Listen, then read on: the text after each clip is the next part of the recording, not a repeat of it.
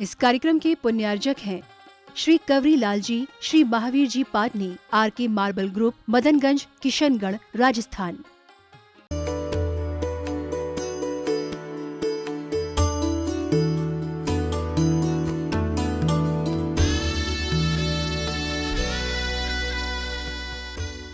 नमो अरिहन्ताणं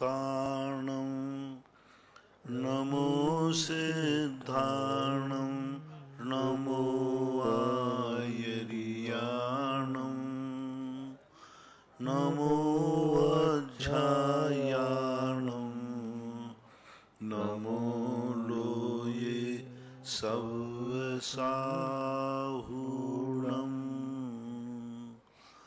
पंच परमेष्टि भगवान की जय हो। आचार्य श्री गुरुवर कुंद कुंद महाराज की जय हो। आचार्य श्री गुरुवर विद्यासागर महाराज की जय हो। परम पूज्य इंद्रियापक मुनि श्री 108 सुधा सागर जी महाराज की जय। समस्त मुनि संघ की जय। परम पूज्य मुनि श्री निष्कंप सागर जी महाराज की जय। रूही जैन, एटा, उत्तर प्रदेश से इनकी जिज्ञासा है।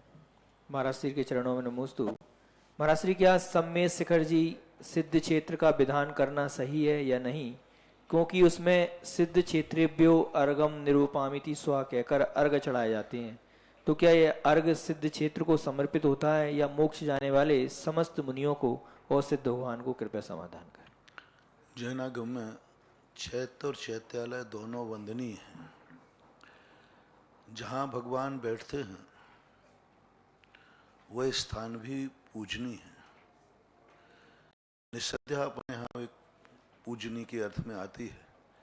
जहाँ पंच परमेष्टि का स्पर्श भी हुआ है किसी भी रूप में, तो वह क्षेत्र भी वंदना के योग्य है।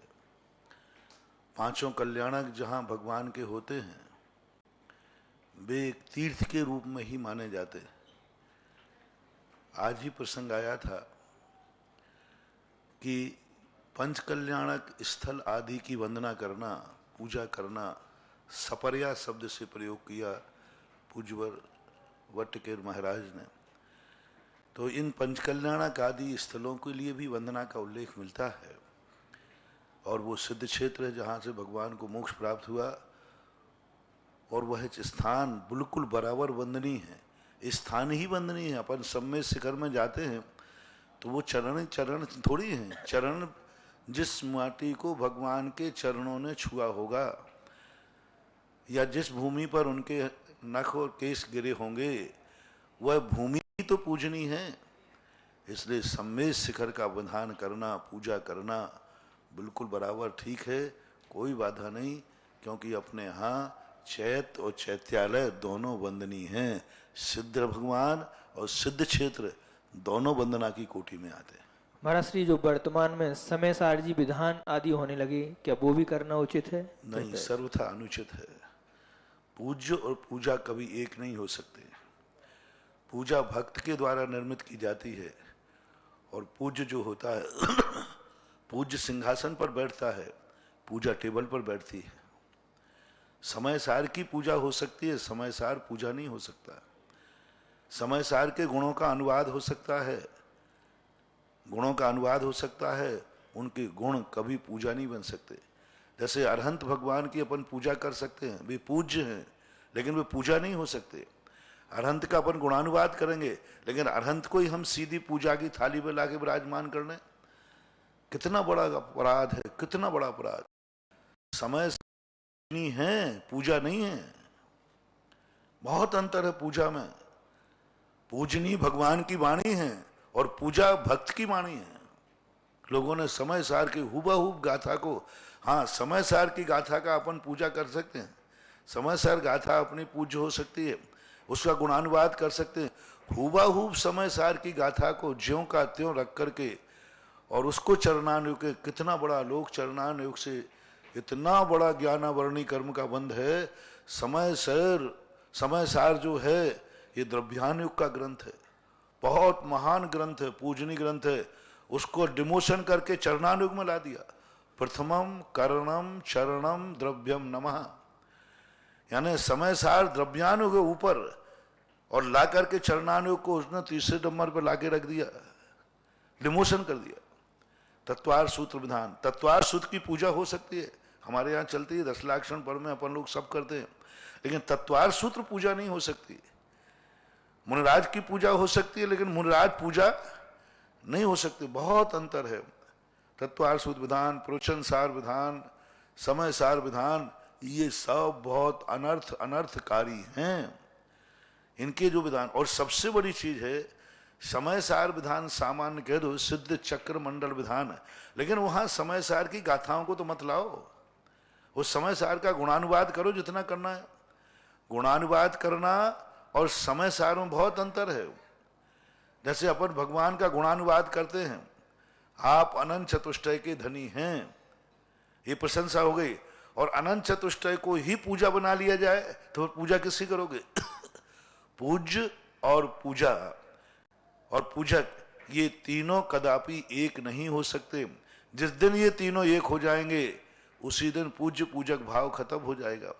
इसलिए बहुत बड़ा अनर्थ है इनका। बिल्कुल से इनकी जिंदगी में कभी जो समय सार विधान, प्रवचन सार विधान, तत्वार सूत्र आदि विधान करते हैं, आप देखना इनकी समाधि मरण अच्छा नहीं होगा, इनका मरण कभी अच्छा नहीं हो सकता है। ये नियम से बुद्धि भ्रष्ट होकर मरेंगे। इनके ऐसे ज्ञानावरणी कर्म का बंद होगा कि मरते समय ये भी नहीं सोच पाएंगे कि मैं मनुष्य हूं, मैं जैन हूं, मैं श्रावक हूं, मेरा देव क्या, मेरा शास्त्र क्या, मेरा गुरु क्या। क्योंकि इतना बड़ा अनर्थ, इतना बड़ा अनर्थ कहां अनियोगों को लाके नीचे कर दिया, डिमोशन कर दिया। पूज्य और पूजा को एक कभी नहीं करना। सारांश में समझो, पूज्य भगवान है, पूज्य भगवान की वाणी है, और पूजा पूजक भक्त है, और पूजा भगवान की वाणी है, पूजा पूजक की वाणी है। पूजा अपने मुंह से निकलती है, पूजा अपने मुख से, और जिनवाणी जिनेंद्र भगवान की है। बहुत बड़ा अपराध बीच में क्या है, ये जो तथाकथित अध्यात्मवादी होते ना, इनके कोई गुरु फुरु तो होते और ना ये गुरुओं को मानते हैं, और ना ये जिनवाणी को भी से इनको कोई मतलब नहीं रहता। इनका तो एक मिशन होता है, हमें अपना एक झंडा अलग से गाड़ना है, बस दुनिया से हटके चला दिया, कुछ नया चाहिए। आज तक इतने आगम हो गए, इतने अनादिकाल से 2000 वर्ष पहले से समय सार लिखा गया, आज तक किसी ने समय सार विधान नहीं रचा। कितने साल हो गए? 2000 वर्ष हो गए। तत्वार सूत्र को लगभग 2000 वर्ष होने को है, 1800 लगभग। वहां कोई विधान नहीं रचा। आगम में, शास्त्रों में कोई सठखंडागम, कोई विधान नहीं मिला। आचारांग नाम का विधान नहीं मिला, सूतकल्प नाम का विधान नहीं मिला। द्वादशांग में पूरे एक एक अंग का कोई विधान नहीं मिला, पूजा नहीं मिली। इसलिए थोड़ा विवेक से काम करो। तुम ऐसा न करो कि तुम्हारी भक्ति से उच्च ज्ञान का उनका डिमोशन हो जाए। वचन सार, समय सार आदि को विधान का रूप दे रहे हैं, ये द्रव्यान योग का डिमोशन करके बहुत बड़ा अपराध कर रहे हैं, बहुत बड़ा अपराध। अब देखो, चरणानुयोग इनको ऐसे पसंद नहीं था और द्रव्यानुयोग को चरणानुयोग बना दिया। अरे चरणानुयोग को द्रव्यानुयोग बनाते तो बात बनती, उन्होंने तो द्रव्यानुयोग को चरणानुयोग बना दिया। बहुत गलत है। जो मेरे भक्तों से तो कहना खास तौर से है, कभी नहीं करना, अपना समाधि मनन नहीं बिगाड़ना। और जो लोग कर रहे हैं उनसे भी मेरा निवेदन है कि समय सार की पूजा करो, समय सार को पूजा मत बनाओ।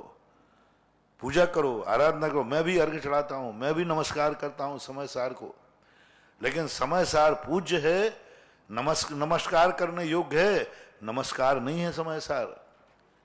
तो ऐसी बहुत गलती है, बहुत ही गलती है। इंदौर से महेंद्र जैन पत्रकार, इनकी जिज्ञासा है, महाराज श्री के चरणों में नमोस्तु। महाराज श्री, हम अपनी योग्यता, गुण, संस्कारों में समर्पण, श्रद्धान और भक्ति का जोड़ योग किस प्रकार करें कि सच्चे देवसास गुरुओं से इसका योग फल परिणाम उत्कृष्ट रूप से प्राप्त हो सके? ये हम अभी प्रातः काल प्रवचन इसी पे दे रहे हैं कि हम कैसे दूसरों के प्रति अपनी एनर्जी को डेवलप करें, किस प्रकार के। आज ही प्रातः काल का प्रवचन आप लोगों को दिया कि हम चाहते हैं कि सारी दुनिया के प्रति हमारा एक ऐसा आकर्षण भाव बन जाए, प्राप्त हो। लेकिन पहले हमें अपनी स्वयं की योग्यता, स्वयं की परिणति जानना होगी। वस्तुतः देव साथ गुरु से बड़ा एक साथ में रूप दे दें। हमें जब भी बड़ा है तो एक नियम ले लेना, बड़े मेरे लिए नहीं हैं, मैं बड़ों के लिए हूं। बस सब कुछ सब मिल गया। एक सारांश में दे रहा हूं। भगवान के पास जाते समय एक भाव सोचना, भगवान मेरे लिए नहीं है, मैं भगवान के लिए हूं। भगवान मेरी दुनिया में नहीं है, मैं दुनिया में भगवान के लिए। गुरु के लिए भी यदि जिस गुरु से तुम्हें कुछ चाहिए है अपने आप मिलेगा, देने लेने से कोई सवाल नहीं उठता। मात्र इतना ही करना है, गुरु मेरे लिए नहीं, मैं गुरु को हूं। तुम्हें माँ बाप से चाहिए तो बस एक नियम, माँ बाप मेरे लिए नहीं है, मैं माँ बाप के लिए हूं। जिस व्यक्ति से आपको कुछ भी हासिल करना है बस उससे एक ही संकल्प अपनी साधना करो, ये मेरे लिए नहीं, मैं इनको लिए हूं। और जैसे तुमने ये कहा कि मैं इनके लिए हूं, तुरंत उनके अंदर की एनर्जी आपके अंदर आ जाएगी। रामचंद्र जी मेरे लिए नहीं है, हनुमान कहता है। हनुमान जी ने कहा कि रामचंद्र जी मेरे लिए नहीं है, मैं रामचंद्र जी के लिए हूं। लो अनंत शक्ति आ गई, पत्थर तैर गए। हम क्या करते हैं, सबसे बड़ा भगवान मेरे लिए हैं, मुझे तो कुछ भगवान से लाभ होना चाहिए, मुझे तो भगवान से कुछ मिल ही नहीं रहा, भगवान की हम इतनी जय बोलते पूजा करते हैं, हमें तो क्या मिल रहा है, बस अब जो मिलना था वो भी खत्म। अपन गुरु करते हैं, हमें क्या मिल रहा है, हम उनकी जयकार नमोस्तु कर रहे, सब कर रहे, मुझे क्या मिल रहा है, कुछ नहीं मिलने वाला। माँ बाप ने हमें क्या दिया है, परसों हमने प्रवचन ही दिया था, एक शब्द तुम्हारे अंदर से निकल जाए बड़ों के संबंध में, जो 99% लोग कहते हैं हमें क्या मिला है बड़ों से। इतने दिन हमारा माता पिता ने हमें दिया क्या है। वो उदाहरण दिया था ना कि हर पति अपनी पत्नी से जिंदगी में एक बार, जो तेरे बाप ने मुझे क्या दे दिया। जब भी झगड़ा होता प्राय प्राय मैंने हाथ उठवाए थे, एक ने मुझे नहीं कहा, यानी सब ने कहा किसी न किसी, कभी ना कभी किसी रूप में कह देता तेरे बाप ने मुझे कौन सी हुंडी बख्श दी। बस यही तेरे विनाश का कारण है। और ये सबसे ज्यादा अक्सर कर होता है। कोई भी जितने भी लोग होते हैं हमेशा बड़ों के सामने एक ही भावना कहते क्या दिया है। लोग भगवान के सामने इतने दिन से पूजा कर रहा हूं, क्या मिला है। यही गुरुओं के संबंध में क्या मिला है, गुरुओं की इतनी भक्ति की इतनी सेवा की, कुछ नहीं मिलने वाला। और ये कहना शुरू कर दो क्या नहीं दिया है तुमने।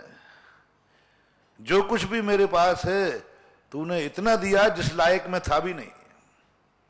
बड़ों से, देव शायद गुरु से एनर्जी चाहिए है तो बस एक शब्द बोलो। कितने भी, मैंने कहा था ना सूखी रोटी भी आपके पास है तो तुम वेलकम करो, मैं तो इस लायक भी नहीं था, तूने ये तो दिया। यानी जो तुम्हारे पास है वह सब कुछ बड़ों के खाते में डाल दो। तूने ये सब कुछ तेरा है और जो तूने दिया है मैं इसके लायक नहीं था जो तूने मुझे दिया। ऐसा यदि परिणाम अपना आ जाए तो फिर हमारा समर्पण सही समर्पण ही बना देता। समर्पण की लोग परिभाषा नहीं समझ पा रहे हैं। ये है समर्पण। तो यदि तुम्हें कुछ चाहिए है तो दो बातें आप सोच लो, जो कुछ भी है सब उनका है और जो दिया है वो कम नहीं है। एहसान मानो, उल्हाए ना मत दो। मुंह से नहीं, कोई तो मुंह से तो नहीं बोलोगे, लेकिन मन में भाव कर रहे मुझे क्या मिलता है, मुझे क्या मिला है, ये उल्हाना है। और जब जब हम बड़ों को कोई उल्हाना देंगे हम उनसे कुछ भी हासिल नहीं कर पाएंगे, पूरी जिंदगी निकल जाएगी और हम खाली के खाली रह जाएंगे। ऐसा डेवली टॉक से सुरेश जैन की जिज्ञासा है, महाराज श्री हम जब अभिषेक करते हैं तो अभिषेक के पूर्व जल शुद्धि किए बिना भगवान का कलश करना क्या उचित है। बिना जल शुद्धि के कलश करने से क्या प्रभाव पड़ेगा। जल शुद्धि का कोई भी जल शुद्धि जो है वो कौन सी जल शुद्धि, वो गंगा सिंधु रोहितासा आदि नहीं। ऐसा किसी शास्त्र में नहीं लिखा कि अभिषेक का जल गंगा सिंधु आदि से पवित्र किया जाता है। जो माघनंदी महाराज का पूज्यवर ने अभिषेक पाठ लिखा उसमें एक श्लोक आता है, जब भगवान को अपन विराजमान कर लेते हैं पांडुक शिला पर, उसके बाद एक श्लोक आता है, तीर्थ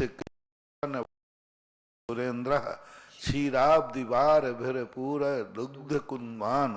तो इस प्रकार का जो श्लोक है वही इस श्लोक में क्षीर सागर की स्थापना होती है। स्थापना करना है, मूर्ति की शुद्धि करना और मूर्ति की प्रतिष्ठा करना बहुत अंतर है, बहुत अंतर है। इसलिए पानी को शुद्ध नहीं करना, पानी में क्षीर सागर की स्थापना करना है। पानी तो कभी शुद्ध होना ही नहीं है, क्योंकि वो तो जहां का है वहीं रहेगा, लेकिन उसमें स्थापना कर सकते हैं हम। पाषाण की मूर्ति को शुद्ध क्या करेंगे, वो तो पाषाण है, लेकिन पाषाण में हम भगवान की स्थापना कर सकते हैं। इसलिए पूज्यवर माघनंदी महाराज ने आपके कुएं से जल भरे हुए कुएं क्षीर सागर की स्थापना कराने के लिए श्लोक दिया है। गंगा रोहिद्र हाथास्य आदि जो सूत्र है, ये प्रतिष्ठाओं के लिए, मंडप शुद्धि के लिए, मंदिर शुद्धि के लिए, वेदी शुद्धि के लिए वो जल उपयोग किया जाता है, ना कि अभिषेक के लिए। मंदिर शुद्धि आदि, मंडप शुद्धि आदि क्षीर सागर के जल से नहीं होते, वो यहीं के जल से शुद्ध होते हैं। लेकिन अभिषेक तो मात्र क्षीर सागर के जल से ही किया जाता है, ऐसा मानना चाहिए।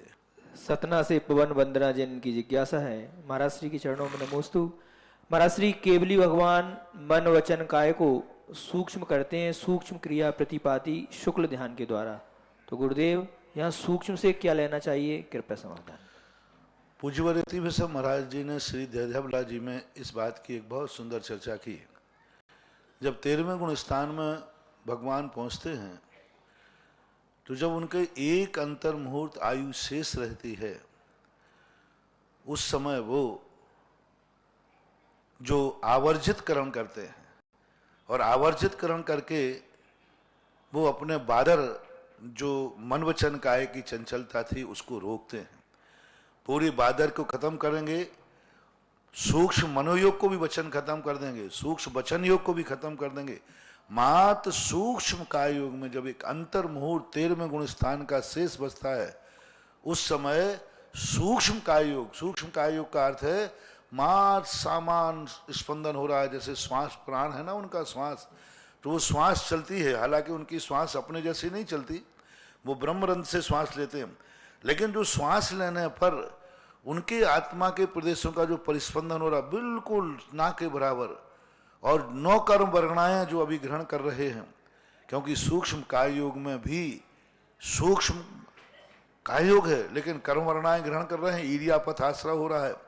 तो उन कर्म और 9 कर्म की वर्गणाओं के आने से जो आत्मा के प्रदेशों में स्पंदन हो रहा है थोड़ा बहुत, उस स्पंदन में बैठते ही वो तृतीय शुक्ल ध्यान सूक्ष्म क्रिया प्रतिपाती नाम का तृतीय है, वहां बैठकर ध्याते हैं और उससे सूक्ष्म काय योग को भी टंकोत्कीर्ण कर देते हैं। यानी अब काय के माध्यम से श्वास लेने की स्थिति खत्म हो गई, श्वास लेना बंद हो गया, अब श्वास नहीं लेंगे अब, क्योंकि शरीर नाम कर्म का उदय 13वें गुण स्थान के अंतिम समय में उदय खत्म हो जाता है, सत्ता बची रहती है। और वह जो सूक्ष्म काय योग में थे उसमें अब श्वास लेना भी बंद हो जाएगा और बिल्कुल काय संपूर्ण हो जाएगा।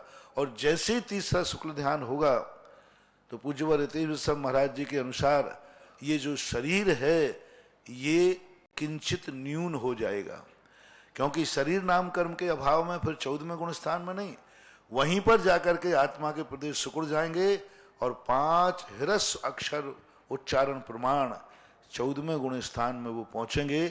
इस प्रकार का तीसरे किसी कर्म का क्षय नहीं होता, मात्र 9 कर्मों का जो वर्गणाओं को लाने वाला जो कर्म के एरिया पर उसको ही रोका है। 13वें गुण स्थान में कोई कर्म का क्षय नहीं होता। पहला एक ध्यान ऐसा है जिस ध्यान में किसी कर्म का क्षय नहीं होता, चतुर्थ शुक्ल ध्यान में होता है, द्वितीय और तृतीय शुक्ल ध्यान में होता है, लेकिन इसके अंदर कोई भी कर्म क्षय नहीं होता। इसमें मात्र 9 कर्म की प्रक्रिया जो है उसको टंकोत्कीर्ण किया जाता है, ऐसा मानना चाहिए। बोलिए निरापक श्रवण श्री मुनि सुधा सागर जी महाराज की जय, मुनि श्री निष्कंप सागर जी महाराज की जय। ऑनलाइन जिज्ञासा के पश्चात आप उपस्थित समस्त श्रवश्रावकों के बीच में से परम पूज्य महाराज श्री के चरणों में जिज्ञासा करेंगे और उनका हम सटीक समाधान प्राप्त करते हैं। समस्त टीवी के माध्यम से देखने वाले समस्त दर्शकों का हार्दिक स्वागत करते हुए प्रथम जिज्ञासा के लिए बुला रहे हैं श्रीमान देवास जी जैन ललितपुर और तैयार रहे शबीता जी जैन छतरपुर। शीघ्रता से हाँ बोलिए। नमस्ते महाराज जी। महाराज जी, मेरा ये प्रश्न है कि लोग विमान के नीचे से क्यों निकलते हैं, इससे उन्हें क्या लाभ मिलता है? क्या विमान के नीचे से लोग विमान के नीचे से क्यों निकलते हैं और उन्हें क्या लाभ मिलता है? विमान कौन सा? कौन सा? देव विमान? क्या देव विमान? ये तो कोई प्रश्न ही नहीं बनता है। प्रश्न ही नहीं प्रश्न बनता ठीक आपका। नहीं। प्रश्न ठीक नहीं है। सविता जी जैन छतरपुर। महाराज श्री के चरणों भगवान में जी का विमान बारंबार निकलता है रथ यात्रा में, वो नमोस्तु नमोस्तु महाराज। उसके नीचे से तो कोई निकलता नहीं, काय को निकलेगा? हाँ, वो अदर समाज के जो कुछ निकलते हैं विधान मुहर्रम नहीं, आदि ऐसा में। अपने यहाँ कोई उल्लेख हाँ, महाराज जी के ललितपुर में चरणों निकलते में हैं। हाँ, ऐसा कर रहे हैं ललितपुर लोग विमान के नीचे से निकलते हैं। नहीं, ऐसा कुछ नहीं है, नहीं निकलना चाहिए। वैसे ही भगवान के नीचे और ऊपर निकलना वैसे ही ठीक नहीं है, ऐसी कोई आगम की परंपरा नहीं है। महाराज श्री के चरणों में बारंबार नमोस्तु नमोस्तु नमोस्तु अमोलक महाराज जी श्री। जैन तैयार रहे। महाराज श्री, हमारा मिथ्यात्व का त्याग है, लेकिन विपत्ति आने पर हमारे पूर्वज कुल देवताओं को मानते हैं और वो कहते हैं कि वहां जाने से तुम्हारी विपत्ति दूर हो जाएगी। तो ऐसी स्थिति में हमें क्या करना चाहिए? उनको अभी कुलदेव तो ही मालूम नहीं है। एक छोरे को बाप ही नहीं मालूम कि वह बाप कौन है। कुल देवता उनको पता ना कि महाराज जी ने कहा है कुल देवता तुम्हारे कौन है। पूज्यवर यतिवत्स महाराज ने श्री त्रिलोक परिणति के अंदर 2000 वर्ष पहले सारी जैन समाज के लिए कहा कुल देवता कौन है। यही जिनेन्द्र देव कुल देवता है। इनको कुल देवता कैसे कहते हैं? जो सम्यक दर्शन को नहीं मानता है लेकिन कुल परंपरा से कुल देवता, क्योंकि हमारे इस जैन कुल में इन्हीं को देवता मानते आए हैं, इसलिए इनका नाम होता है। तो जिनेन्द्र देव ही कुल देवता हैं, यही आराध्य देवता हैं। इनको दो तरीके से पूजा जाता है। एक कुल देवता मान के, जैसे स्वर्गों में जाते हैं लोग, देव जन्म लेते हैं, मिथ्या दृष्टि जन्म लेता है, तो वहां लोग कहते हैं कि इस विमान के कुल देवता की पूजा करो। तो वो देव जाता है कि इस विमान में जो भी जन्म लेता है उसके कुल देवता यही है। और सम्यक दृष्टि देव जाता है, बोले ये हमारे आराध्य देवता है। इसलिए सारे जैनियों से मेरा कहना है, तुम्हारे जैनियों के कुल देवता अरहंत भगवान ही हैं और कुल गुरु दिगंबर मुनि ही हैं, और सारे कुल देवता हैं। ये तुम्हारे कुल देवता नहीं है। दूसरे के बाप को कितना भी बाप कहते रहना, उसकी बसियत तुम्हें मिलने वाली नहीं है। नमोस्तु महाराज। इसलिए कुल देवता कौन है? ये तो कुल देवता की पूजा होती है अपने यहाँ, होती है, कैसे नहीं होती। लेकिन वो कुल देवता हो तब ना। कुल देवता तो जिनेन्द्र देव है। तो इसी मंदिर में जब भी आप कुल देवता की स्थितियां करें कोई भी परंपरा करें, जैसे किसी ने कहा कुल देवता को नमस्कार करो, तो तुम नारियल ले जाकर के मंदिर में पहुंच जाना, बोले जय हो कुल देवता की जय हो। नमोस्तु महाराज। उनको जब कुल देवता कहोगे तो कुल देवता हो जाएंगे, और जब जिनेन्द्र देव आराध्य देव कहोगे तो आराध्य देव हो जाएंगे। कुल गुरु और कुल देवता जैनियों के आगम के अनुसार, शास्त्रों के अनुसार यही हैं। अन्य कोई दूसरे कुल देवता नहीं है, कुल देवी नहीं है, कुल कुछ भी नहीं है। ये सब परंपराएं जो हैं आपकी अज्ञानता बस हैं। अज्ञानता, बहुत अज्ञानता। श्रीमान अमोलक चंद जी मार्गदर्शक नमोस्तु तैयार महाराज, रहेंगे। उसके बाद नमोस्तु। सुषमा जी जैन छतरपुर। कुछ घोषणाएं बीच में कर रहा हूं। पहले ही कुशल चंद जी जैन, श्रीमती शिवा, सौरभ, सुनीता, इंजीनियर आशीष जी, ये पूरे परिवार ने पहले महाराज जी 7 कमल की घोषणा की थी और आपके आशीर्वाद से 1 इंद्र की घोषणा उन्होंने 2 कलश पूरे के माध्यम से की। साथ ही साथ सुदेश जी जैन, रेखा, रजत, संचित जैन सपरिवार नोएडा, इन्होंने भी 7 कमल के साथ साथ 1 इंद्र की घोषणा करके 2 कलश की अपनी राशि बढ़ाई। ये गुप्त दान के माध्यम से 7 कलश और 1 इंद्र और प्राप्त हुआ। सभी को बहुत बहुत शुभकामनाएं। और जिन्हें भी 13.5 फीट भगवान पार्श्वनाथ की विहार करते हुई प्रतिमा अपने परिवार के नाम से तपोदैती क्षेत्र बिजौलिया में रखवानी हो, विराजमान करानी हो, एक विशेष अवसर होगा। आज तक प्रथम बार गुरुवर के आशीर्वाद से ऐसा कार्य होने जा रहा है कि विहार करते हुए भगवान की प्रतिमा यहाँ आपको दर्शनार्थ मिलेगी और वो परिवार सौभाग्यशाली होगा जिसके माध्यम से यह कार्य किया जाएगा। 31 कलश के माध्यम से यह कार्य आप कर सकते हैं। टीवी व्हाट्सएप के आप हमारे यहाँ से अकाउंट नंबर और फोन नंबर मैं कैमरा वालों से निवेदन करता हूं, क्योंकि लगातार लोगों के फोन आ रहे हैं, हमें अकाउंट नंबर और फोन नंबर जिनसे संपर्क करें, आप अपने टीवी स्क्रीन पर ये देखिएगा और संपर्क करें शीघ्र, क्योंकि प्रतिमा एक ही है और 31 कलश के माध्यम से है। जिन्हें भी करना हो, जो पहले संपर्क कर पाएगा उनका नाम आ जाएगा। विशेष शुभकामनाएं सबके लिए। और जो 7 कमल और इंद्र भी रखना चाहते हैं तो दोनों मिलाकर रखें, तो 2 कलश के माध्यम से यह कार्य आपके द्वारा संपन्न किया जाएगा। पूरे हो गए। इंद्र रह गए, इंद्र कुछ रह गए हैं, जिनकी राशि 1 कलश के माध्यम से आप यह इंद्र रखवाने का सौभाग्य प्राप्त कर सकते हैं। जिन्होंने कमल रखे हैं वो अपनी घोषणा इंद्र के साथ करके उसे अपने आप कन्वर्ट कर सकते हैं। आए श्री नारेली में थे ज्ञानोदय तीर्थ में, तब वहां इतनी योजनाएं हो गई थी, तो सुकान भैया बोले महाराज जी अब संसार में ऐसी कोई भी चीज नहीं है जो ज्ञानोदय में ना हो, कर दिया। यानी जितने प्रकार की ज्ञान सब इनकी योजना हो गई। हमने कहा हाँ, मैंने भी कह दिया, लेकिन देखो जो योजना अब जो पारसनाथ तपोदय तीर्थ क्षेत्र पे है वो ज्ञानोदय में नहीं है, ध्यान रखिए। बिल्कुल सही। और ये देखो इतनी बड़ी रचना नारेली में बहुत सोचा, इन्होंने बहुत पूछा महाराज जी और कोई आइटम अपने जैन शास्त्रों में मिलता हो, तो मैंने कहा अब तो कोई आइटम नहीं, लेकिन पारसनाथ बाबा ने कहा इसको एक छुपा के रखो। मैंने भी कई दिन तक सोचा कि कोई आइटम हो तो बोलूं, आया ही नहीं दिमाग में, और यहाँ आकर के क्षेत्र पे आया। और ये अभी ना तो नारेली में सारी योजनाएं मिलेंगी, नंदीश्वर, मेरू, समूह, सहसकूट, 324 10 मंजिल का 10 मंजिल का, हाँ 30 सब कुछ है। लेकिन ये जो विहार करते हुए रचना की जो बात आई कि पाषाण निर्मित साक्षात खुले आकाश में 225 कमलों पर भगवान विहार करने की योजना अभी तक तो भारत में ये पहली है। हाँ, इसके बाद क्यों नहीं कह सकता, क्योंकि मैं अपने रिकॉर्ड में ही तोड़ता हूँ, मैं ही बनाता हूँ। महाराज जी तो यहाँ का पुण्य था, ज्ञानोदय का नहीं था, इसलिए वहां नहीं आ पाया। और महाराज जी आपके आशीर्वाद से भी हमने 1 दिसंबर को जो 700 दिन पूरे किए हैं महामस्तक अभिषेक के साथ भगवान को विराजमानों की, बड़े उल्लास के साथ बहुत भक्तों ने 40 से ज्यादा तो शांति धारा हुई और 1008 कलश करने वाले भी 6 परिवार थे। बहुत अच्छा। लोगों ने सुब्रत नाथ की तो महिमा ऐसी है, जब से मुनि सुब्रत नाथ ज्ञानोदय में बैठे हैं, उस ज्ञानोदय तीर्थ क्षेत्र को मैं पहले यही सोचता था कि इतना बड़ा क्षेत्र किसके लिए बन रहा है। जब मुनि सुब्रत नाथ भगवान पहुंचे तब हमने कहा भगवान आपने बिफोर टाइम मेरे से इसलिए व्यवस्था कराई थी। हाँ, और आने वाली 1 जनवरी के लिए भी महाराज जी आशीर्वाद चाहती कमेटी आपसे कि हम ऐसा कोई विशेष, क्योंकि 2 वर्ष पूरे होंगे भगवान को विराजमान हुए, 1 जनवरी को आपके माध्यम से उस समय आशीर्वाद मिला था पूरे समाज को और पूरे लोगों ने आकर के महामस्तक अभिषेक किया था हजारों कलशों से। स्थापना दिवस 1 जनवरी 1 जनवरी स्थापना दिवस है, उस दिन भी महाराज जी कमेटी आशीर्वाद चाहती है। उस दिन भी ऐसे ही बहुत बड़ा प्रोग्राम करने जा रहे हैं, साथ ही साथ भक्ति संध्या के साथ कुछ और अलग से प्रोग्राम होंगे। आने वाले दिनों में महाराज श्री के चरणों में आकर के आशीर्वाद प्राप्त करेंगे और घोषणा करेंगे। उस दिन 31 दिसंबर और 1 जनवरी को विशेष प्रोग्राम ज्ञानोदय क्षेत्र पर होगा। उस समय जब स्थापना हुई थी, एक नहीं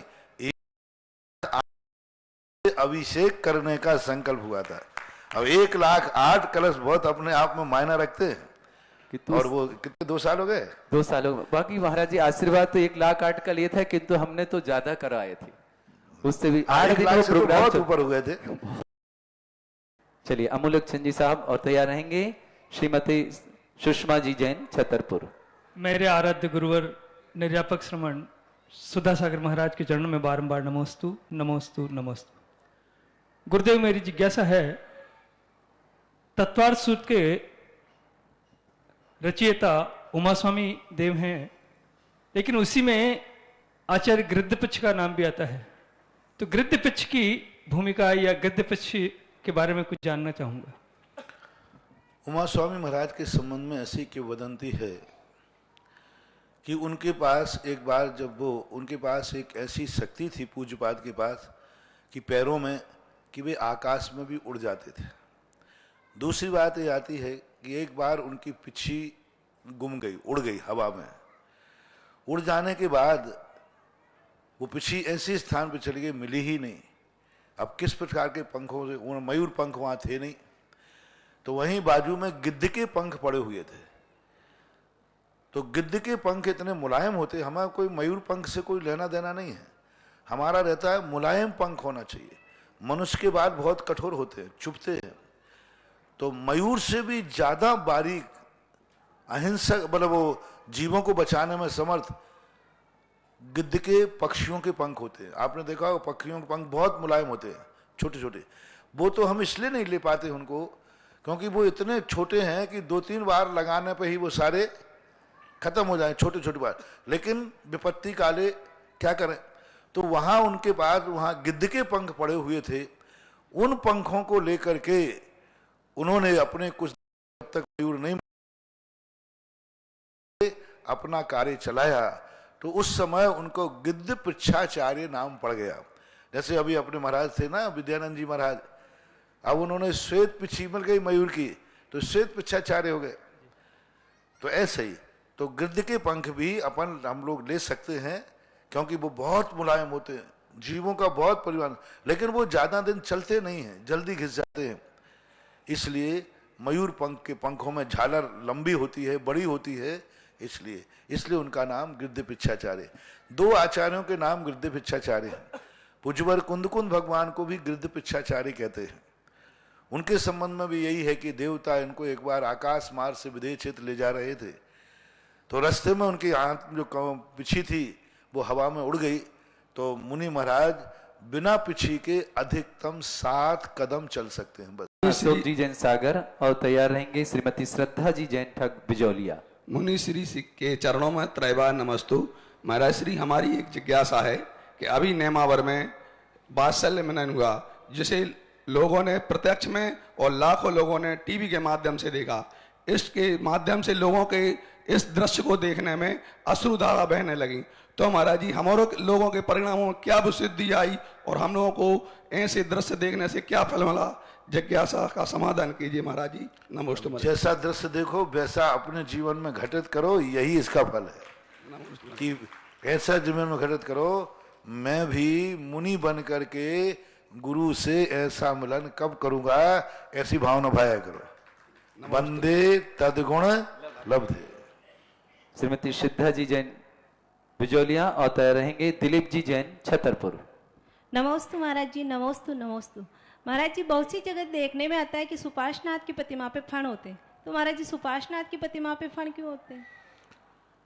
ऐसा आता है कि सुपार्श्वनाथ 3 भगवानों के ऊपर उपसर्ग की दिशा थी। हुंडा और सर्पणी काल में 7वें, 23वें और 24वें भगवान पर उपसर्ग हुए हैं। तो इनके ऊपर पार्श्वनाथ भगवान के ऊपर एक देव ने सर्परा का रूप धारण करके मुनि अवस्था में इनके ऊपर उपसर्ग किया था, उसका प्रतीक है। नमस्ते महाराज। परम पूज्य मुनि श्री तैयार रहेंगे इनके पश्चात प्रज्ञा जी जैन रितेजन बाकलीवाल छिंदवाड़ा। परम पूज्य मुनि श्री जी के चरणों में बारंबार नमोस्तु नमोस्तु नमोस्तु। मुनि श्री, हमारा प्रश्न है कि एक पूजा प्रतिदिन करते हैं तो समय सीमित रहता है, तो ऐसा जरूरी तो नहीं कि अनेक पूजा करना चाहिए?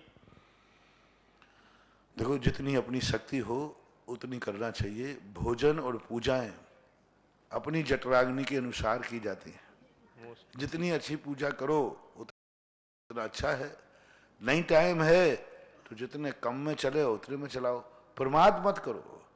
यदि किसी कारण से कहीं समय नहीं है और मान लीजिए तुम तीर्थ यात्रा पर हो, तो वहां यदि अर्घ चढ़ाने को भी समय मिल जाए तो तुम्हारे देव दर्शन, देव पूजा का नियम पूरा हो गया।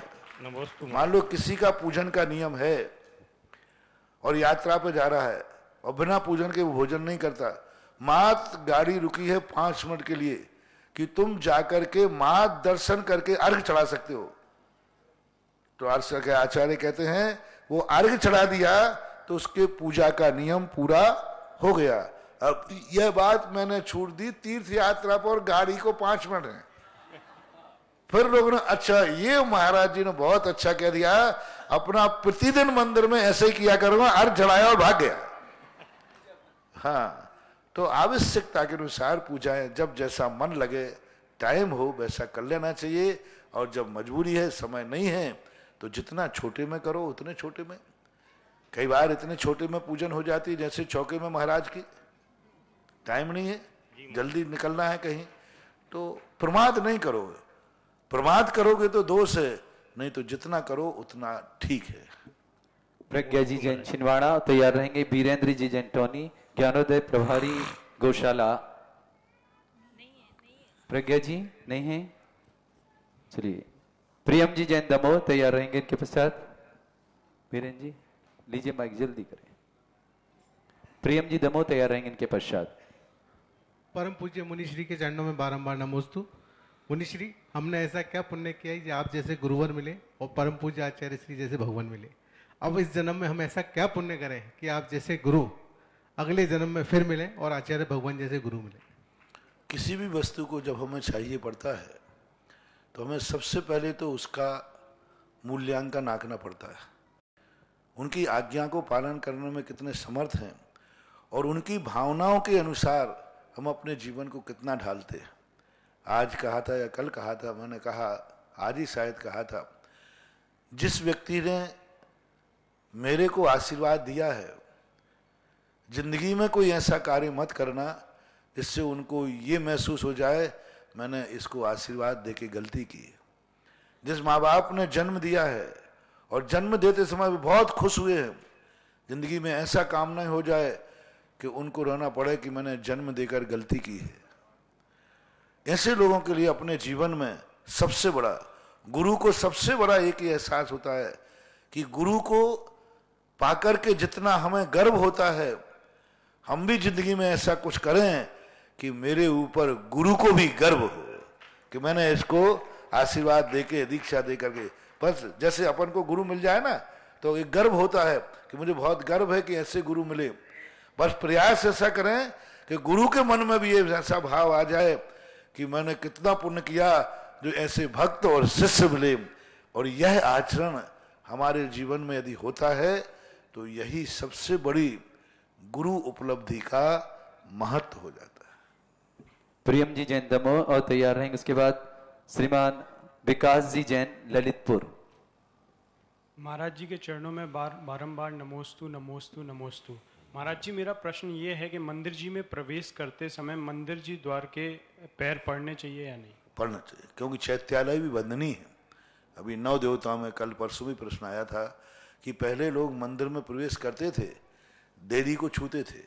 छूने का अर्थ, यदि मान लीजिए आप शुद्धि में हैं तो छूना जरूरी नहीं है, लेकिन दरवाजे पे ही आप नमस्कार करिए, तो ये चैत्यालय की वंदना। हम लोग जब दूर से विहार करते हैं और दूर से हमें शिखर दिख जाती है तो हम लोग भी पीछे उठा करके उस शिखर को वंदना करते हैं, यानी चैत्यालय की वंदना हम लोग भी करते हैं। 9 देवताओं में चैत्यालय भी आता है। यदि आप शुद्ध आदि कपड़े नहीं पहने हैं तो देवी को छूने में कोई बाधा नहीं है। यदि पहने हैं तो आप कम से कम मस्तक झुका लीजिए, चैत्यालय भी वंदनीय है। श्रीमान विकास जी जैन ललितपुर और तैयार रहेंगे जम्बू जी जैन गोधा। महाराज जी के चरणों में नमोस्तु नमोस्तु नमोस्तु। महाराज जी, कुटुंब में अगर शोर हो जाए तो मंदिर जी की सीढ़ियां चढ़ना चाहिए कि नहीं दर्शन करने के लिए दूर से? कुटुंब में यदि शोर हो जाए तो सीढ़ियां मंदिर की चढ़ें क्या ना चढ़ें? दर्शन करने मंदिर के श्रृंगार चौकी तक अथवा जहां तक दहलान होती है, जहां पर संगीत वाले आदि अजय लोग बैठ जाते हैं, गंधर्व आदि, वहां तक जाकर के जहां लोग पूजा करने खड़े होते हों, लोग स्वाध्याय करते हों, अभिषेक होता हो, उस स्थान तक नहीं जाना। जहां तक सामान्य लोग जाते हैं उस स्थान पर दर्शन कर करके, दूर से दर्शन करके वापस आ सकते हैं। कितने दिन तक महाराज जी? कितने दिन तक? पहले दिन भी आप श्रृंगार चौकी पर यदि भगवान दिख रहे हैं तो जहां से भगवान दिख जाए वहां से जाकर देख के लौट सकते, पहले दिन भी कर सकते हैं। नमोस्तु महाराज जी। श्रीमान जम्बू जी जैन गोधा साहब तैयार रहेंगे। उसके बाद प्रतिभा जी जैन सिंगोली अंतिम जिज्ञासा के लिए। नमस्ते महाराज जी, मेरी जिज्ञासा है, ये अंतर्मुहूर्त शब्द आता है, इसका मतलब क्या होता है महाराज जी? अंतर्मुहूर्त। अंतर्मुहूर्त 48 मिनट में से एक समय कम हो जाए तो वो अंतर्मुहूर्त के अंतर्गत आता है।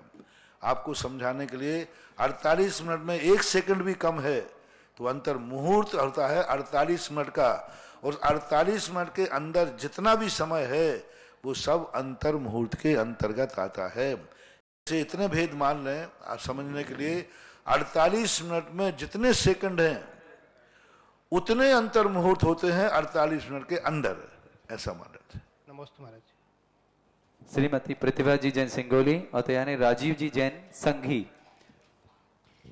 शीघ्रता से करें। मेरे जीवन के प्रदाता, आज मेरी जिज्ञासा नहीं लेकिन आपके चरणों में सुमन समर्पित कर रही हूं। जो मोक्ष मार्ग पर स्वयं चलते एवं शिष्यों को चलाते हैं उसे आचार्य कहते हैं। जो स्वयं पढ़ते एवं शिष्यों को पढ़ाते हैं उसे उपाध्याय कहते हैं। जो ज्ञान ध्यान तप में लवलीन रहते हैं उसे साधु कहते हैं। लेकिन जो इन 3 कामों को स्वयं अकेले ही करते हैं उन्हें आचार्य विद्यासागर संत कहते हैं, संत कहते हैं। हे गुरुदेव, गुरुदेव आपके शिष्यों ने, गुरुदेव आपके शिष्यों ने। आप जिज्ञासा करें, नहीं दूसरे लोगों का समय, और भी लोग हैं, आप जिज्ञासा करें सीधे। लास्ट तो बोला ना नहीं आपने। लास्ट नहीं, अभी है, आप बोलो, जिज्ञासा करो। नहीं और भी लोग हैं, आपका महिलाओं का लास्ट है, आप जिज्ञासा करिए। देखिए लाइव चल रहा है, प्रश्न करें। ओम शांति। चलिए आगे बोलिए। आओ आ जाइए, आप लीजिए। श्रीमान राजीव जी जैन संघी साहब। नमस्ते गुरुवर। गुरुवर एक कहावत आती है, संघे शक्ति हमेशा ध्यान कल जुगे। रखना, जिज्ञासा समाधान है तो जिज्ञासा ही करना, भक्ति नहीं करना, विनती नहीं करना। एक आध लाइन की विनती बोलना फिर भी ठीक है, तुम पूरे भजन बोलने लग जाओ तो सारी दुनिया जो है ये भक्ति सुनने नहीं बैठी है, जिज्ञासा के लिए बैठी है। इसलिए सभी लोग ध्यान रखें, हर चीज का समय अलग अलग होता है। गुरुवर नमस्तु। गुरुवर एक कहावत आती है, संघे शक्ति कल जुगे। इस युग पंचम काल में संगठन में शक्ति है, और ये हमें प्रत्यक्ष दिखने में भी आती है कि संगठन है तो ही शक्ति है। अब प्रश्न ये आता है कि जो देवशास्त्र गुरु के प्रति अविनयशील अविनेय हैं, जो उनसे विरोध में आ गए हैं, क्या उनका संगठन छोड़ते समय फिर हम उनको समझाने की कोशिश करते हैं तो कषाय और विवाद और झगड़ा तक नौबत आ सकती है, आती है। और यदि हम छोड़ते हैं तो संगठन टूट जाता है, संगठन टूटने से शक्ति खत्म होती है। हमारे यहाँ 2 बातें ध्यान रखना। पहली बात तो सीख जाको दीजिए ताको सीख सुहाए। सीख जो दीनी बान रही घर चिड़िया को जाए। यदि उनको समझाने गए और स्वयं ही समझ गए तो स्वयं ही क्लेश हो गया तो नहीं समझाने थे। दूसरी बात, संगठन टूटने का अर्थ क्या, जो उंगली सड़ गई हो 5 उंगलियां कहते मुट्ठी बंधी हुई रहना चाहिए, संगठन इसको बोलते ना। लेकिन अब एक उंगली सड़ गई है तो उसको मिला के रखूं या काट डालूं? इलाज करें उसका हम। सुनो तो, अलग इलाज नहीं होना, इलाज है ही नहीं। इलाज होता तुमने पहले ही कह दिया, इलाज करने जाए तो और कसाय और बढ़ती है। यानी इलाज करें तो भी इलाज नहीं है। तो हमारे जैन दर्शन ने ये कहा है 5 उंगली इकट्ठी रखो, लेकिन एक सड़ जाए और वो सुधरने का नाम ना लेवे तो उसको अलग कर देना ही ठीक है। 5 में से 4 का संगठन काफी है, लेकिन सड़ी हुई उंगली को लटकाए रखना समझदारी नहीं है। इसलिए वे सड़ चुके हैं, वे पक चुके हैं, उनको सुधरना ही नहीं है। क्योंकि आज वे तत्व दृष्टि से नहीं, आज ग्रुप बन गया, ग्रुप बन गया। अब ग्रुप बन गया तो तुम कितने ही कुछ कहते रहो, कांग्रेसी है तो कांग्रेसी रहेगा, बीजेपी है तो बीजेपी रहेगा। आजकल ग्रुप बन गया। शुरुआत हुई थी तत्व चर्चा का, हाँ जी। शुरुआत हुई थी मतभेद से, हाँ जी। और अब हो गया है मनभेद। मतभेद ने किसका रूप ले लिया? मनभेद का। और अब नहीं है, लेकिन बस ग्रुप बन गया कि हमारा ट्रस्ट है, हमारा ग्रुप है। इसलिए अब कंपनी जब अलग हो गई है तो अलग ही रहने दो साहब, काय को मिलाकर गड़बड़ कर रहे हो। जितनी बची हैं साबुत उंगलियां 4 भी काफी हैं, और गंदी उंगली हो तो तीसरे को और खा जाएगी। इसलिए न्यारो पूत पड़ोसी दाखिल। जब अपना व्यक्ति भी न्यारा हो जाए तो उसकी गिनती पड़ोसी में गिनी जाती है। नमस्ते। श्री ब्रह्मचारी जिनेन्द्र जी दद्दा तैयार रहेंगे। उसके बाद अंतिम जिज्ञासा श्रीमान सुरेश जी जैन जो प्रतिदिन जिज्ञासा कराते हैं अपने बिजोलिया के, और अंतिम जिज्ञासा के लिए मेरे गुरुवर के चरणों में बारंबार नमोस्तु नमोस्तु नमोस्तु। गुरुवर, आप हमेशा स्वाध्याय में प्रवचन में बोलते हैं आचार्य श्री को हमने पहली बार आहार दिया था, वो कहाँ पर दिया था बताने की कृपा करें। अब समय हो गया, अब इतना ध्यान मुझे कहाँ दिया था, कहाँ दिया था? तो अब ये आचार्य श्री को पहली बार आहार, जहाँ तक मुझे स्मरण है, अब सन मुझे याद नहीं है, एक अभाना गांव है एमपी में, दमोह के पास, हाँ दमोह के बाद, उस अभाना ग्राम में आचार्य श्री को संभवतः मुझे जहाँ तक ध्यान है पहला आहार वहीं दिया था। नमस्ते। अंतिम जिज्ञासा के लिए श्रीमान सुरेश जी जैन, जो आपके बिजोलिया के प्रतिदिन जिज्ञासा करने वाले सबके चहेते श्रीमान सुरेश जी जैन। नमोस्तु गुरुवर, नमोस्तु नमोस्तु। महाराज श्री, मेरी जिज्ञासा ये है कि प्रत्येक जीव को अपने किए हुए अच्छे बुरे कर्मों का फल भोगना होता है, लेकिन पुण्य और पाप के कर्म के उदय से जो सुख और दुख हमें प्राप्त होते हैं उसका अनुभव हमारे परिवारजनों को भी होता है, और कहने में ये आता है कि जो दान करेगा उसका पुण्य उसी के खाते में जाएगा। तो महाराज जी, इस तरह कैसे? परिवार एक कंपनी है, और कंपनी जब होती है तो एक व्यक्ति भी गड़बड़ करता है तो पूरी कंपनी को उसकी हानि उठाना पड़ती है, और एक व्यक्ति भी उसमें अच्छा कार्य करता है और कंपनी प्रॉफिट में जाती है तो उसका शेयर सबको मिलता है। इसलिए परिवार एक ऐसी संयुक्त कंपनी है कि एक भी शर्त इतना है कि मैंने कई बार कहा, एक जो देगा उसको फल लगेगा, लेकिन दूसरा यदि उसकी अनुमोदना भी कर रहा है। एक सामाजिक व्यवस्था है कि घर में बड़े लोग ही आगे आकर दान बोलते हैं, छोटे लोग नहीं बोलते, लेकिन छोटे लोगों ने उनको अधिकार दे दिया है बोलने का, तो बराबर उस दान का फल पूरे परिवार को लगेगा। जैसे आपके परिवार में है मर्यादा है कि नहीं साहब हम लोग नहीं, अभी हमारे पिताजी आए जाते हैं वो आपको दान लिखाएंगे, क्योंकि अधिकार दे दिया है। तो अब पिताजी जो दान बोलेंगे और पूरे परिवार की सहमति है तो बराबर। प्रधानमंत्री यदि किसी भी विदेशी समझौते पर हस्ताक्षर करता है तो वो नरेंद्र मोदी के हस्ताक्षर नहीं माने जाते, भारत के हस्ताक्षर माने जाते, क्योंकि सारे भारत ने प्रधानमंत्री को नियुक्त कर दिया है। इसलिए यदि पूरा परिवार उस धर्म की क्रिया में अनुमोदना कर रहा है तो भली एक बोलेगा, सबको पूरे परिवार को पुण्य लगेगा। जो दान तुमने दिया है उस दान वो संपत्ति पर कितने लोगों का अधिकार था? यदि वो बंटवारा होता तो कितनों को जाता? सभी भाइयों को। जितनों को वो बंटवारा में जाता उन सब को दान देने पर सबको पुण्य लगेगा। जैसे एक तुम्हारे पास, मान लीजिए तुम्हारे पास 1 लाख रुपया है, अब वो 1 लाख रुपया जो दुकान में तुमने कमाया व्यापार में, उस पर पूरे परिवार का अधिकार है कि नहीं है? पूरा परिवार उसका उपभोग कर सकता है, और वो 1 लाख तुमने दान दे दिए तो जिन जिन के अधिकार उस पर था उन सब के पुण्य के खाते में वो अपने आप कमीशन पहुंच जाएगा। नहीं का एक व्यक्ति बोल देता है तो सबको उसकी अनुमोदना करना चाहिए। हाँ, यदि तुमने झगड़ा कर लिया, तुम्हारे बाप का तुम्हारे अकेला पैसा था, तुमने कैसे बोला मेरे बिना पूछे, मुझे नहीं बोलना था, आप अपने हिस्से का बोलिए, तो फिर उस व्यक्ति को किंचित पुण्य नहीं लगेगा बल्कि अंतराय कर्म का बंद और होगा। बोले परम पूज्य मुनि श्री सुधा सागर जी महाराज की जय, समस्त मुनि संघ की जय। हम सब मिलकर के करेंगे गुरुवर की आरती, साथ ही साथ करेंगे भक्तामृत रिद्धि मंत्रों के साथ दीप प्रज्वलन। हम में से कौन है श्रावक श्रेष्ठी जो गुरुवर की आरती करे? साथ ही साथ भक्तामृत स्तोत्र रिद्धि मंत्रों के साथ दीप प्रज्वलन। आज आरती लाइव कराएंगे आपकी, पूरी दुनिया आपके द्वारा गुरुवर की आरती देखेगी। तो कौन होगा वो पुण्यशाली जो पूरी दुनिया को अपने हाथों से आरती करते गुरुवर को दिखाएगा? कहां से बोली प्रारंभ करो, शीघ्रता से मन बनाए। 51 रुपए, 5100 रुपए प्रथम बार, जल्दी से लाइव जितना, क्योंकि लाइव चल रहा है गुरुवर की आरती का आज विशेष सौभाग्य आपको मिल रहा है। जो भी परिवार पूरे परिवार के साथ आरती करने का सौभाग्य, वहां देवादिदेव मूल नायक पार्श्वनाथ भगवान के पास बैठ करके रिद्धि मंत्रों के माध्यम से 48 दीप प्रज्वलन करने और महाआरती करने का भी सौभाग्य। 5100 रुपए प्रथम बार, 5100 रुपए द्वितीय बार, और 5100 रुपए 1, 2, 2.5, पौने 3 करूं भाई 3 जल्दी। माताएं बहनों को विशेष सौभाग्य, क्योंकि सुबह शांति धारा गुरुवर के मुखारबिंद से होती है और आप कर नहीं पाते क्योंकि यह पुरुषों का अधिकार है। आरती करने का अधिकार आपके हाथ में है। पैसे अभी नहीं लाए, अपनी सुविधा से भिजवा दीजिएगा तपोदय तीर्थ क्षेत्र पर और यह सौभाग्य लीजिएगा।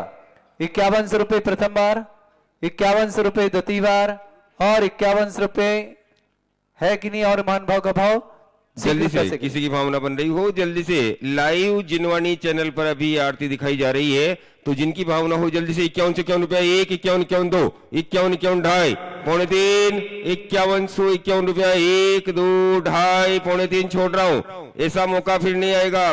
पूरे देश विदेश में लाइव आज की आरती का प्रसारण किया जा रहा है। जिन लोगों की भावना हो जल्दी से 51 रुपया, 1, 2, 2.5, 3.5 और तालियों के साथ 3। पटवारी परिवार बिजूरिया के जो भी मेंबर यहाँ उपस्थित हैं आ जाएं और परम पूज्य श्री की मंगल आरती करने का सौभाग्य प्राप्त करेंगे। आइए जल्दी से आ जाएं। एक और परिवार है करना चाहते हैं, वो भी आ जाएं। आ जाइए दोनों जल्दी से आ जाओ और दोनों परिवार को शुभकामनाएं। बहुत अच्छा, जल्दी से आओ। चालू लाइव। नाम बताएं शुभ। प्रकाश चंद जी, मनीष जी जैन, बढ़िया, कोटा वाले भाई, बहुत बहुत बधाई इस परिवार के लिए भी। राम देखिए इंद्र बन गए तुरंत। राजू कोई नाम राजू। आज परम पूज्य श्री की आहारचर्या कराने का सौभाग्य प्राप्त किया था श्री राजू जी जैन आंवलेड़ा वाले, वो भी आ जाए और परम पूज्य श्री की मंगल आरती करे। ये सौभाग्य प्राप्त करके उनने भी आज आरती करने का भावना भाई है। तो आइए राजू जी जैन परिवार आंवलेड़ा वाले बिजूरिया, अजय जल्दी से आ जाए क्योंकि लाइव चल रहा है। जल्दी से आरती चालू कर दे। आ जाओ जल्दी, आ जाओ, चालू कर भाई।